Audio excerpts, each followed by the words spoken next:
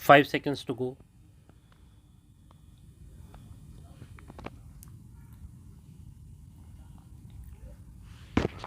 Start. I have great pleasure in welcoming you to this seminar to discuss the contribution of Gandhian outlook and techniques to the solution of tensions between and within nations. I am particularly happy that so many distinguished men and women from so many countries have responded to our invitation. The subject for their deliberations is one which is of overriding importance in the modern world and immediately concerns all individuals of all nations.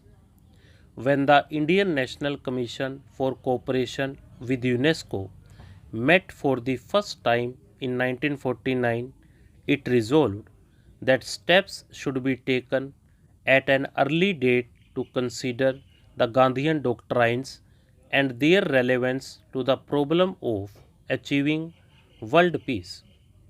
UNESCO, which is concerned with the creation of an international outlook and the promotion of friendly feelings between different nations, was naturally greatly interested in the proposal.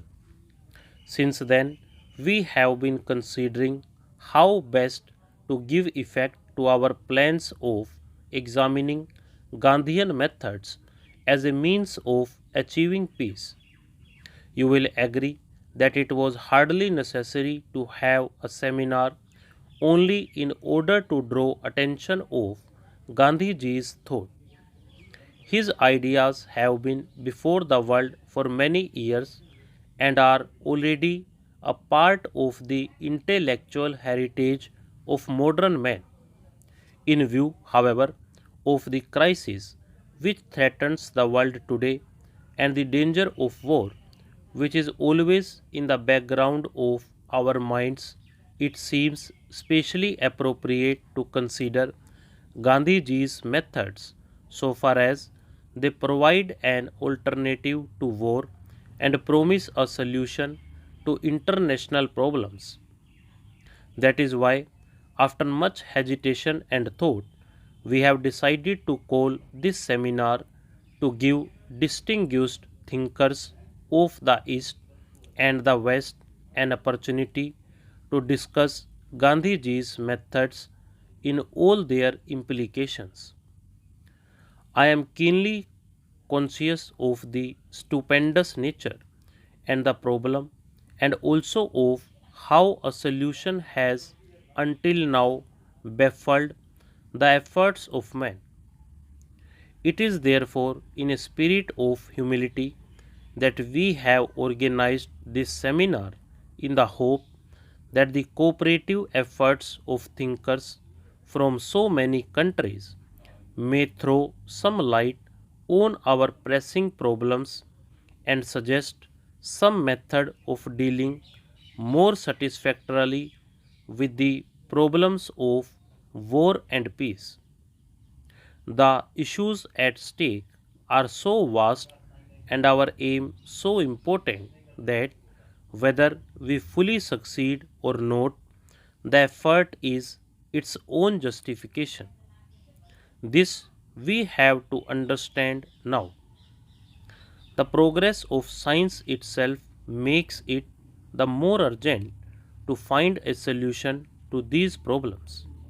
In the past, wars were often due to the fact that man's lack of knowledge did not permit him to utilize to the full the resources of nature.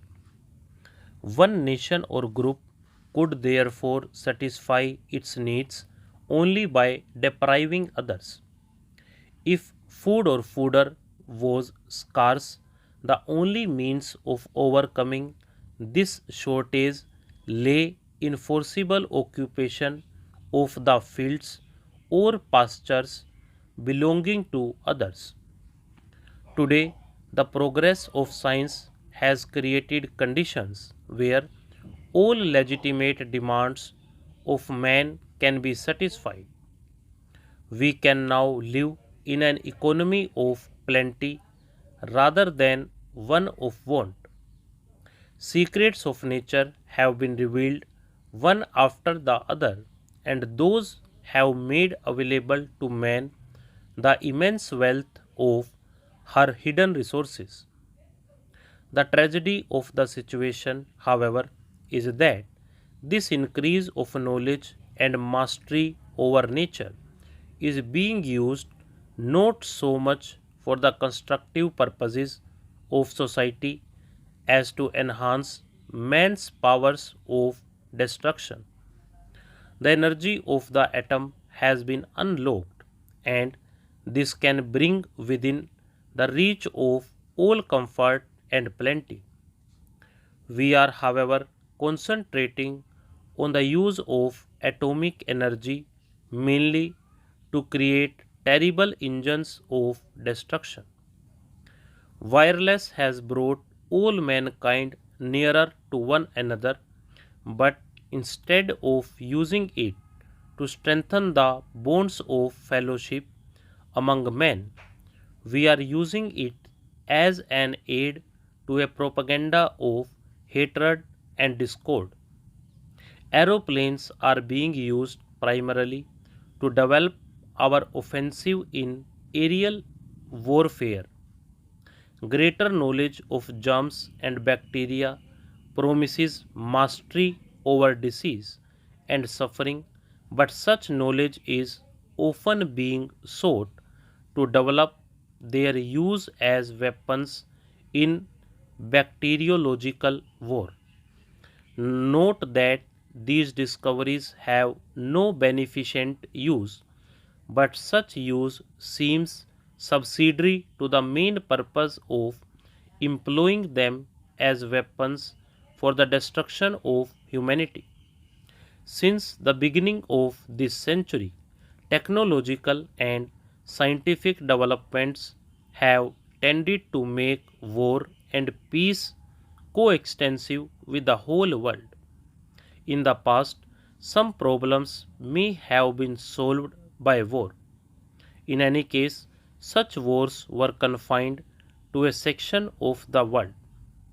Today, it is clear that no problem can be solved by war.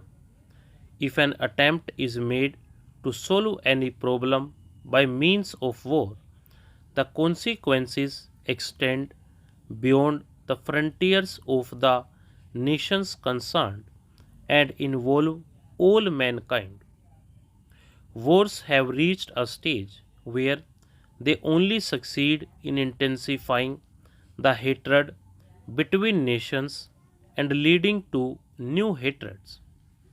Thus, the only consequence of war today is to enhance the impulse to revenge and destruction to become a basis of conflict. Stop.